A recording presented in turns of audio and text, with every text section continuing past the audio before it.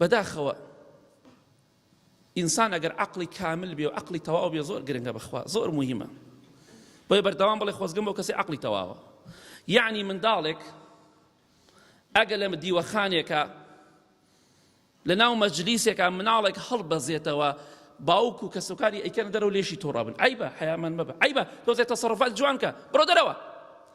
جەنابیشی بە کەشیدەیەکەوە بە جامانەیەکەوە بە ڕیشێک و سمێڵێکی سپیەوە جەنابی هەڵەبەزێتەوە و ئاوا دەست بە عادەت. خوا ئەگەر تۆزێ یەک تۆزێ تێگەشتوو بیتە ئەم شتت ناکرد، وەڵڵاهی بۆ مناڵێک حەیاچوون و عیبە بێ بۆ تۆ هەزار جار عیبەیە.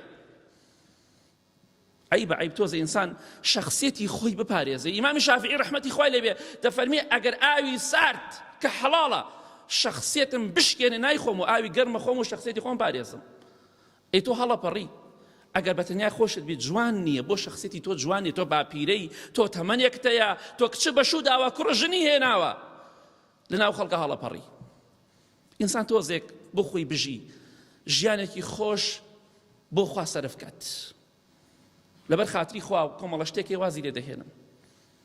خۆ مناڵم کاتێک کە بەتەنیا خۆت هەڵەبەزیتەوە حرامە، هەر خۆت بی یاخود دوسێ نەفەر بەس پیاو بێ، بەڵام کاتێک کە گۆرانی لەگەڵا لێدی حرامە، کاتێک کە ڕەش بەڵەکە حرامە ژن و پیاو دەسەگرن.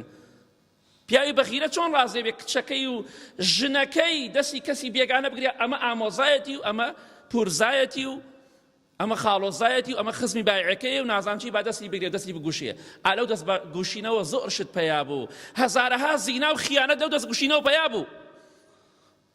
با بە خۆماندا بچینەوە. ڕەقسکردن بۆ مناڵ عیبە بێ، هەڵپەڕین بۆ مناڵ عیبە بێ، بۆ پیاوە زۆر عیبەترە.